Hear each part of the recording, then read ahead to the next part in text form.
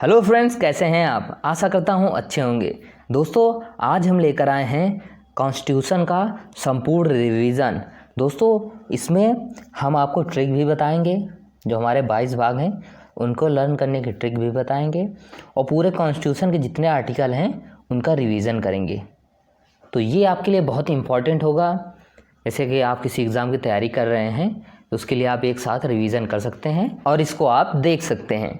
तो दोस्तों, इस वीडियो में हम पूरा कंप्लीट करेंगे कॉन्स्टिट्यूशन को, ट्रिक एंड रिवीजन। तो चलिए दोस्तों, स्टार्ट करते हैं। सबसे पहले हम जो हमारे 22 भाग हैं उनकी ट्रिक को देख लेते हैं कि कैसे हम लर्न कर सकते हैं। पहला क्या है? Union and it's territory. Second क्या है? सिटीजनशिप। तीसरा क्या है? Fundamental rights. चौथा क्या है? डीपीएसपी। चौथे का ए क्या है? Fundamental duties. पांचवा क्या है? यूनियन। छठा क्या है? स्टेट। और सातवां जो है वो रिपील कर दिया गया है 1956 में। आठवां क्या है? Union territory. नौवां क्या है? पंचायत। और नाइन्थ का जो ए है वो क्या है? म्युनिसिपालिटी। 10वां क्या है? Scheduled tribe. 11वां क्या है? सेंटर और स्टेट रिलेशनशिप। 12वां क्या है? Finance, property and suits. 13वां क्या है? Trade and commerce.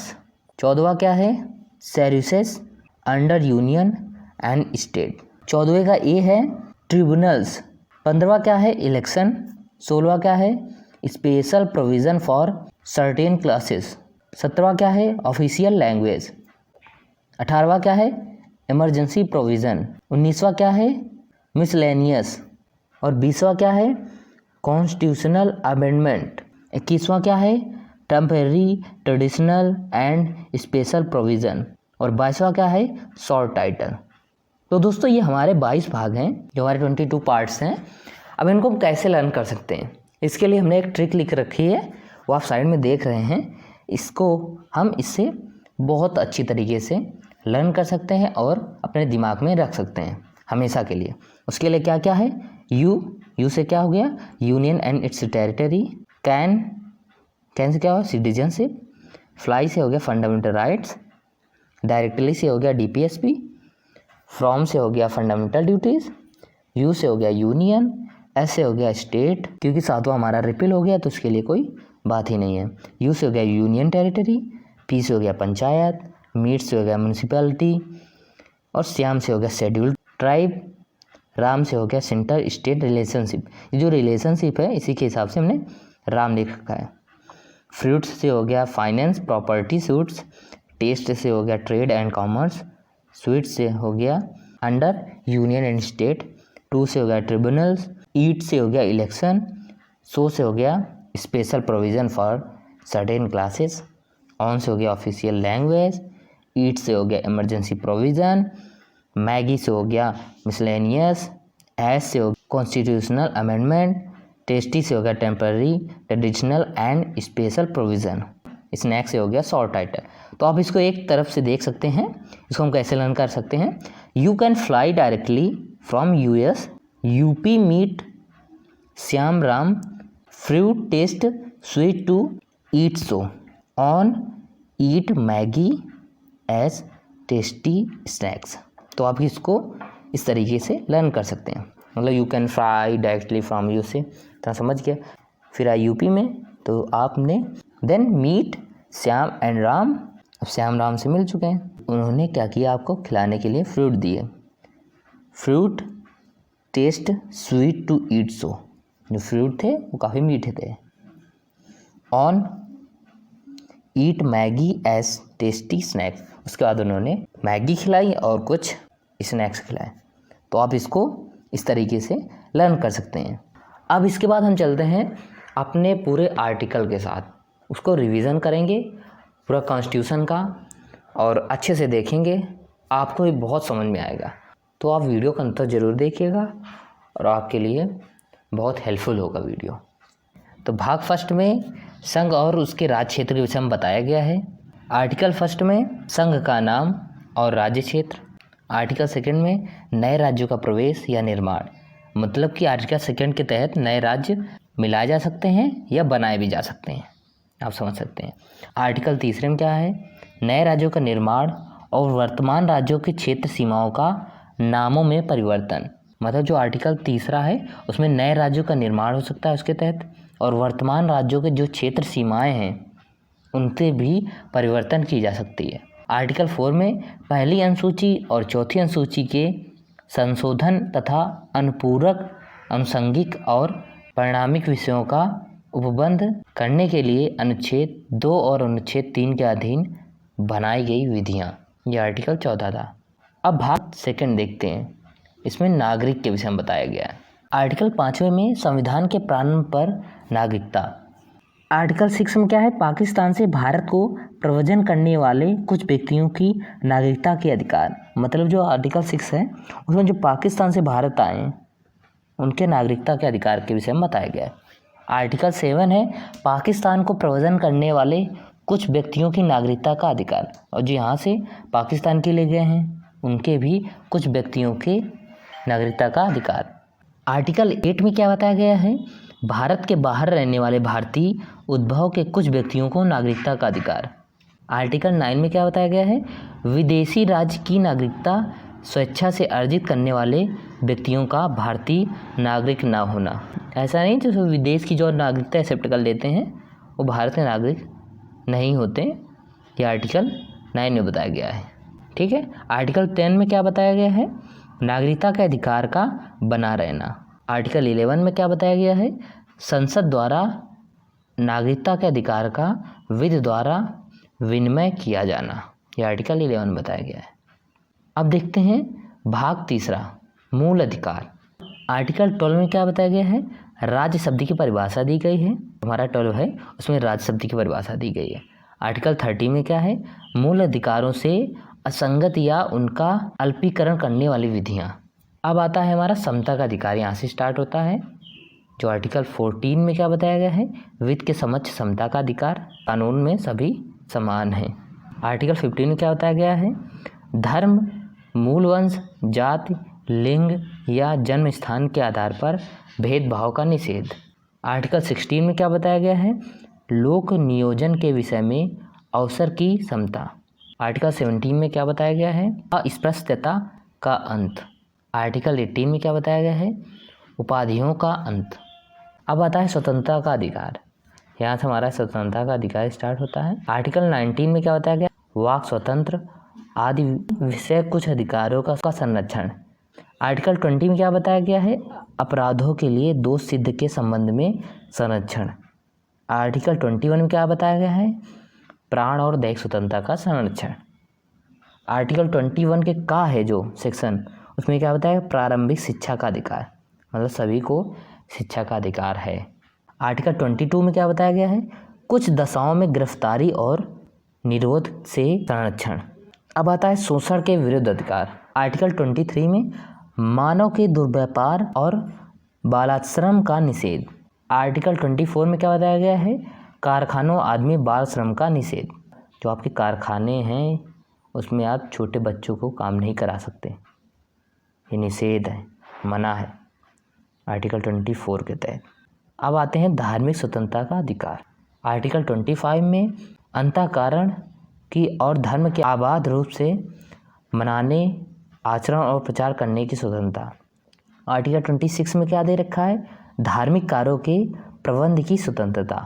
आर्टिकल 27 में क्या दे रखा है, किसी विशिष्ट धर्म की अभिवृद्धि के लिए करों के संदाय के बारे में स्वतंत्रता। आर्टिकल 28 में क्या दे रखा है, कुछ शिक्षा संस्थाओं में धार्मिक शिक्षा या धार्मिक उपासना में उपस्थित होने के बारे में स्वतंत्रता।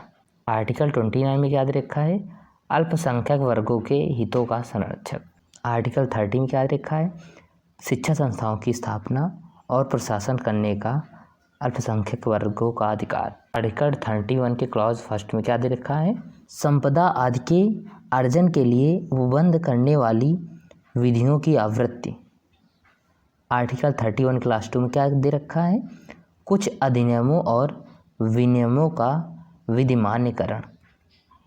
आर्टिकल 31 के क्लॉज 3 में क्या दे रखा है, कुछ निदेशक तत्वों को प्रभावी करने वाली विधियों की व्यावृत्ति। अब आता है संवैधानिक उपचारों का अधिकार। आर्टिकल 32 में क्या दे रखा है? इस भाग द्वारा प्रदत्त अधिकारों को प्रवर्तित कराने के लिए उपचार। अब आर्टिकल 33 में क्या दे रखा है? इस भाग द्वारा प्रदत्त अधिकारों का बलों आदि को लागू होने में उपांतरण करने की संसद की शक्ति। आर्टिकल 34 में क्या दे रखा है? जब किसी क्षेत्र में सेना विधि प्रवृत्त है तब इस भाग द्वारा प्रदत्त अधिकारों का निर्बंधन। आर्टिकल 35 में क्या दे रखा है? इस भाग के उपबंधों को प्रभावी करने के लिए विधान। अब आते हैं भाग 4 में। अब भाग 4 में क्या दे रखा है इसके विषय में जानते हैं। राज्य के नीति निर्देशक तत्व। आर्टिकल 36 में इसके विषय में परिभाषा दे रखी है। आर्टिकल 37 में इस भाग में अंतर्विष्ट तत्वों का लागू होना। आर्टिकल 38 में क्या दे रखा है? राज्य लोक कल्याण की अभिवृद्धि के लिए सामाजिक व्यवस्था बनाएगा। आर्टिकल 39 में क्या रखा है? राज्य द्वारा अनुसरणीय कुछ नीति तत्व। आर्टिकल 39 के क्लॉज फर्स्ट में क्या दे रखा है? समान न्याय और निःशुल्क विधिक सहायता। मतलब सामान्य न्याय होना चाहिए, सबके लिए समान है, और निःशुल्क विधिक सहायता। ये कहाँ पर दे रखा है? आर्टिकल 39 के क्लॉज फर्स्ट में। आर्टिकल 40 में क्या दे रखा है? ग्राम पंचायतों का संगठन। आर्टिकल 41 में क्या दे रखा है? कुछ दशाओं में काम, शिक्षा और लोक सहायता पाने का अधिकार। आर्टिकल 42 में क्या दे रखा है? काम की न्याय संगत और मानवोचित दशाओं का तथा प्रसूति सहायता का उपबंध। अब आर्टिकल 43 में क्या दे रखा है? कर्मकारों के लिए निर्वाह, मजदूरी आदि। आर्टिकल 43 के फर्स्ट में क्या दे रखा है क्लॉज? उद्योगों के प्रबंध में कर्मकारों का भाग लेना। आर्टिकल 44 में क्या दे रखा है? नागरिकों के लिए एक समान सिविल संहिता। जो नागरिक हैं उनके लिए एक समान सिविल संहिता होगी। ये आर्टिकल 44 में दे रखा है। आर्टिकल 45 में क्या दे रखा है? बालकों के लिए निःशुल्क और अनिवार्य शिक्षा का उपबंध। आर्टिकल 46 में क्या दे रखा है? अनुसूचित जातियों, अनुसूचित जनजातियों और अन्य दुर्बल वर्गों की शिक्षा और अर्थ संबंधी हितों की अभिवृद्धि। आर्टिकल 47 में क्या दे रखा है? पोषाहार स्तर और जीवन स्तर को ऊंचा करने तथा लोक स्वास्थ्य का सुधार करने का राज्य का कर्तव्य। आर्टिकल 48 में क्या दे रखा है? कृषि और पशुपालन का संगठन। आर्टिकल 48 के क्लॉज फर्स्ट में क्या दे रखा है? पर्यावरण का संरक्षण तथा संवर्धन और वन तथा वन जीवों की रक्षा। आर्टिकल 49 में क्या दे रखा है? राष्ट्रीय महत्व के स्मारकों, स्थानों और वस्तुओं का संरक्षण। आर्टिकल 50 में क्या दे रखा है? कार्यपालिका से न्यायपालिका का पृथक्करण। आर्टिकल 51 में क्या दे रखा है? अंतर्राष्ट्रीय शांति और सुरक्षा की अभिवृद्धि। अब आता है भाग 4 का क्लॉज फर्स्ट, मूल कर्तव्य। आर्टिकल 51 के क्लॉज फर्स्ट में मूल कर्तव्य के बारे में बताया गया है कि हमारे क्या क्या मूल कर्तव्य हैं। अब देखते हैं भाग 5। इसमें क्या है? पहले समझते हैं कार्यपालिका के विषय में। राष्ट्रपति और उपराष्ट्रपति। आर्टिकल 52 में भारत का राष्ट्रपति होगा। आर्टिकल 53 में संघ की कार्यपालिका शक्ति। आर्टिकल 54 में राष्ट्रपति का निर्वाचन कैसे होगा, ये आर्टिकल 54 में दे रखा है। आर्टिकल 55 में राष्ट्रपति के निर्वाचन की रीति कैसे कैसे होगा। आर्टिकल 56 में राष्ट्रपति की पदावधि। आर्टिकल 57 में पुनर्निर्वाचन के लिए पात्रता। आर्टिकल 58 में राष्ट्रपति निर्वाचित होने के लिए अर्हताएँ, क्या क्या योग्यताएं होनी चाहिए राष्ट्रपति बनने के लिए, यह आर्टिकल 58 में दे रखा है। आर्टिकल 59 में राष्ट्रपति के पद के लिए शर्तें, क्या क्या शर्तें हैं। आर्टिकल 60 में क्या दे रखा है? राष्ट्रपति द्वारा शपथ या प्रतिज्ञान। आर्टिकल 61 में राष्ट्रपति पर महाभियोग लाने की प्रक्रिया के विषय में दे रखा है। आर्टिकल 62 में राष्ट्रपति पद की रिक्ति को भरने के लिए निर्वाचन करने का समय और आकस्मिक रिक्ति को भरने के लिए निर्वाचित व्यक्ति की पदावधि। आर्टिकल 63 में भारत का उपराष्ट्रपति। आर्टिकल 64 में उपराष्ट्रपति का राज्यसभा का पदेन सभापति होना। जो राज्यसभा होता है उसका उपराष्ट्रपति पदेन सभापति होता है। तो ये लिखा कहाँ है? आर्टिकल 64 में। अब देखते हैं आर्टिकल 65। राष्ट्रपति के पद में आकस्मिक रिक्ति के दौरान या उसकी अनुपस्थिति में उपराष्ट्रपति का राष्ट्रपति के रूप में कार्य करना या उसके कर्तव्यों का निर्वहन, ये 65 में दे रखा है। आर्टिकल 66 में क्या दे रखा है? उपराष्ट्रपति का निर्वाचन कैसे होगा। आर्टिकल 67 में क्या दे रखा है? उपराष्ट्रपति की पदावधि क्या होगी। आर्टिकल 68 में क्या दे रखा है? उपराष्ट्रपति पद की रिक्त को भरने के लिए निर्वाचन करने का समय और आकस्मिक रिक्त को भरने के लिए निर्वाचित व्यक्ति की पदावधि। आर्टिकल 69 में क्या दे रखा है? उपराष्ट्रपति द्वारा शपथ या प्रतिज्ञान। आर्टिकल 70 में क्या दे रखा है? अन्य आकस्मिकताओं में राष्ट्रपति के कृत्यों का निर्वहन। आर्टिकल 71 में क्या दे रखा है? राष्ट्रपति या उपराष्ट्रपति के निर्वाचन से संबंधित या सशक्त विषय। आर्टिकल 72 में क्या दे रखा है? क्षमा आदि की और कुछ मामलों में दंडादेश के निलंबन, परिहान या लघुकरण की राष्ट्रपति की शक्ति। जो कहते हैं ना कि क्षमादान दे दिया या कुछ कर दिया, वो राष्ट्रपति की शक्ति आर्टिकल 72 के तहत होती है। आर्टिकल 73 में संघ की कार्यपालिका शक्ति का विस्तार। आर्टिकल 74 में राष्ट्रपति को सहायता और सलाह देने के लिए मंत्रिपरिषद, वो आर्टिकल 74 के तहत होती है। आर्टिकल 75 में मंत्रियों के बारे में अन्य उपबंध। आर्टिकल 76 भारत का महान्यायवादी। आर्टिकल 77 में भारत सरकार के कार्य का संचालन।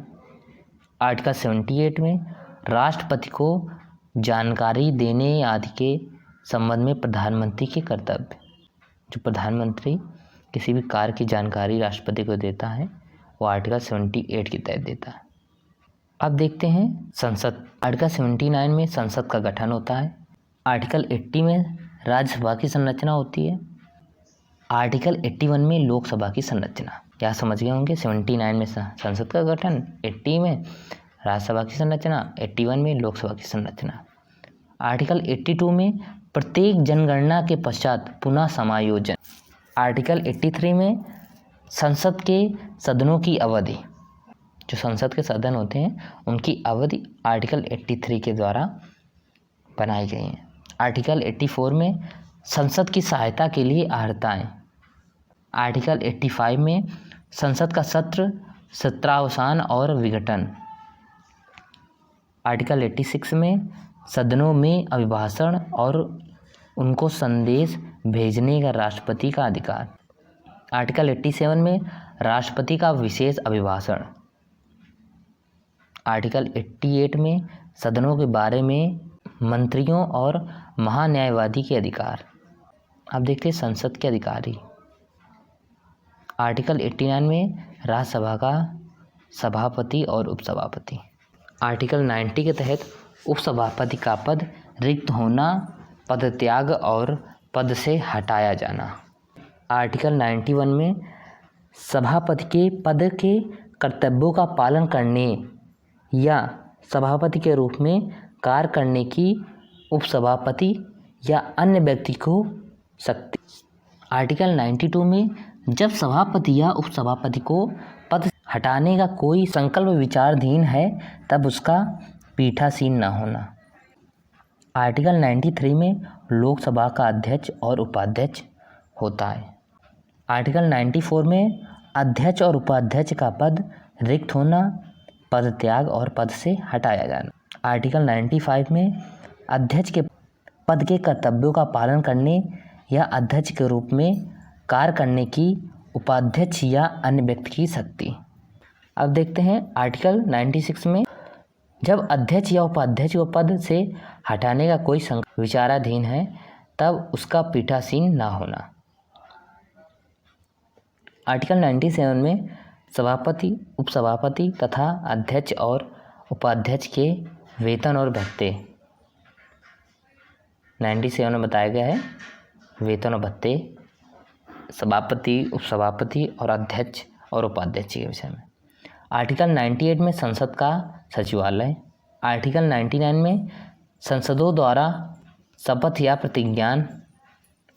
आर्टिकल 100 में सदनों में मतदान, रिक्तियों के होते हुए भी सदनों की कार्य करने की शक्ति और गढ़पूर्ति। अब देखते हैं सदस्यों की नियर्ताएँ। आर्टिकल 101 में स्थानों का रिक्त होना। आर्टिकल 102 में सदस्यों के लिए निहर्ताएँ। आर्टिकल 103 में सदस्यों को निहर्ताएँ से संबंधित प्रश्नों पर विनिश्चय। आर्टिकल 104 में अनुच्छेद 99 के अधीन शपथ लेने या प्रतिज्ञान करने से पहले या आहर्ति न होते हुए या निरर्थी किए जाने पर बैठने और मत देने के लिए शक्ति। आर्टिकल 105 में संसद के सदनों की तथा उनके सदस्यों और समितियों की शक्तियाँ, विशेषाधिकार आदि। आर्टिकल 106 में सदस्यों के वेतन और भत्ते। जो आर्टिकल 106 है उसमें सदस्यों के वेतन और भत्ते के बारे में बताया गया है। आर्टिकल 107 में विधेयकों के पुनः स्थापन और पारित किए जाने के संबंध में उपबंध। आर्टिकल 108 में कुछ दशाओं में दोनों सदनों की संयुक्त बैठक। आर्टिकल 109 में धन विधेयकों के संबंध में विशेष प्रक्रिया। आर्टिकल 110 में धन विधेयक की परिभाषा। जो धन विधेयक है वो आर्टिकल 110 में दिया गया है, उसकी परिभाषा दी गई है। आर्टिकल 111 में विधेयकों पर अनुमति। आर्टिकल 112 में वार्षिक वित्तीय विवरण। आर्टिकल 113 में संसद में प्राक्कलनों के संबंध में प्रक्रिया। आर्टिकल 114 में विनियोग विधेयक। आर्टिकल 115 में अनुपूरक, अतिरिक्त या अधिक अनुदान। आर्टिकल 116 में लेखानुदान, प्रत्यानुदान और अपवादानुदान। आर्टिकल 117 में वित्त विधेयकों के बारे में विशेष उपबंध। आर्टिकल 118 में प्रक्रिया के नियम। आर्टिकल 119 में संसद में वित्तीय कार्य संबंधी प्रक्रिया का विधि द्वारा विनिमय। आर्टिकल 120 में संसद में प्रयोग की जाने वाली भाषा। आर्टिकल 121 में संसद में चर्चा पर निर्बंधन। आर्टिकल 122 में न्यायालयों द्वारा संसद की कार्रवाइयों की जांच न किया जाना।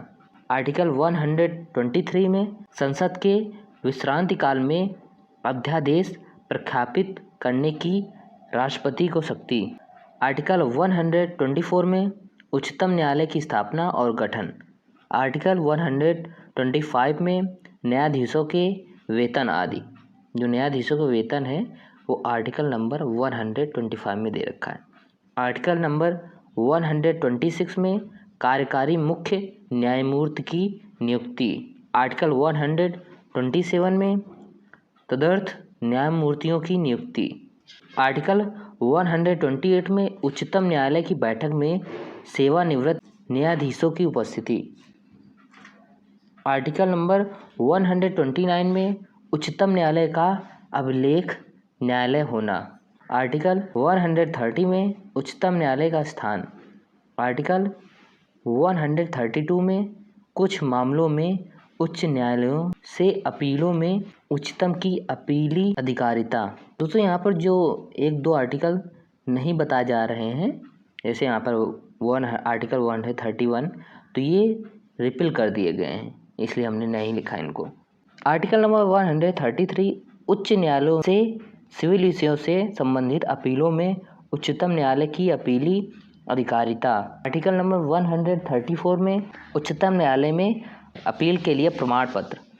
आर्टिकल 135 में विद्यमान विधि के अधीन फेडरल न्यायालय की अधिकारिता और शक्तियों का उच्चतम न्यायालय द्वारा प्रयोक्तव्य होना।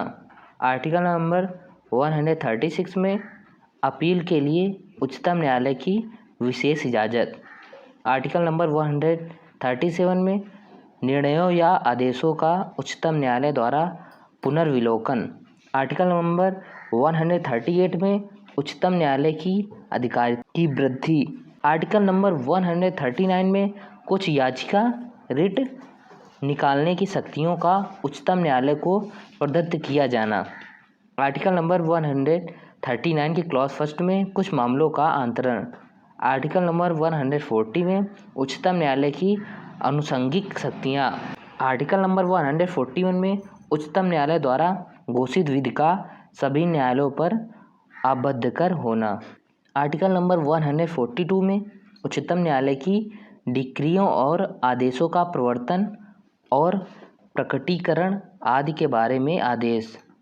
आर्टिकल नंबर 143 में उच्चतम न्यायालय से परामर्श करने की राष्ट्रपति की शक्ति।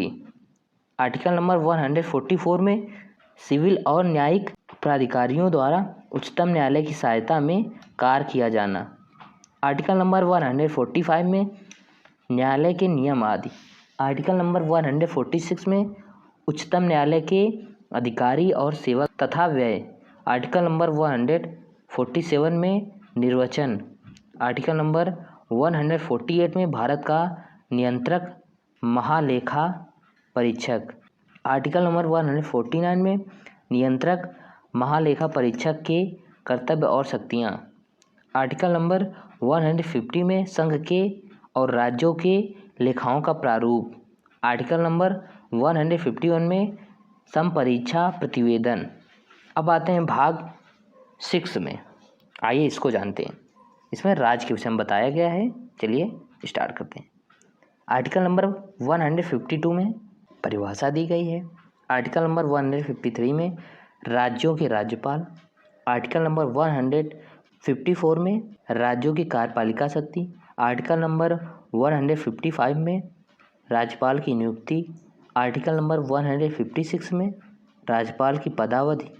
आर्टिकल नंबर 157 में राज्यपाल की नियुक्ति होने के लिए अर्हताएँ। आर्टिकल नंबर 158 में राज्यपाल के पद के लिए शर्त। आर्टिकल नंबर 159 में राज्यपाल द्वारा शपथ या प्रतिज्ञान। आर्टिकल नंबर 160 में कुछ आकस्मिकताओं में राज्यपाल के कर्तव्यों का निर्वहन। आर्टिकल नंबर 161 में क्षमा आदि की और कुछ मामलों में दंडादेश के निलंबन, परिहान या लघुकरण की राज्यपाल की शक्ति। आर्टिकल नंबर 162 में राज्य की कार्यपालिका शक्ति का विस्तार। आर्टिकल नंबर 163 में राज्यपाल को सहायता और सलाह देने के लिए मंत्रिपरिषद। आर्टिकल नंबर 164 में मंत्रियों के बारे में अन्य उपबंध। आर्टिकल नंबर 165 में राज्य का महाधिवक्ता। आर्टिकल नंबर 166 में राज्य की सरकार के कार्य का संचालन। आर्टिकल नंबर 167 में राज्यपाल को जानकारी देने आदि के संबंध में मुख्यमंत्री के कर्तव्य। अब देखते हैं राज्य का विधानमंडल। आर्टिकल नंबर 168 में राज्यों के विधानमंडल का गठन। आर्टिकल नंबर 169 में राज्यों में विधान परिषदों का उत्साधन या सृजन। आर्टिकल नंबर 170 में विधानसभाओं की संरचना। आर्टिकल नंबर 171 में विधान परिषदों की संरचना। आर्टिकल नंबर 172 में राज्यों के विधानमंडलों की अवधि। आर्टिकल नंबर 173 में राज्य के विधानमंडल की सदस्यता के लिए अर्हताएँ। आर्टिकल नंबर 174 में राज्य के विधानमंडल के सत्रावसान और विघटन। आर्टिकल नंबर 175 में सदन या सदनों में अभिभाषण का और उनको संदेश भेजने का राज्यपाल का अधिकार। आर्टिकल नंबर 176 में राज्यपाल का विशेष अभिभाषण। आर्टिकल नंबर 177 में सदनों के बारे में मंत्रियों और अधिवक्ता के अधिकार। आर्टिकल नंबर 178 में विधानसभा का अध्यक्ष और उपाध्यक्ष। आर्टिकल नंबर 179 में अध्यक्ष और उपाध्यक्ष का पद रिक्त होना, पदत्याग और पद से हटाया जाना।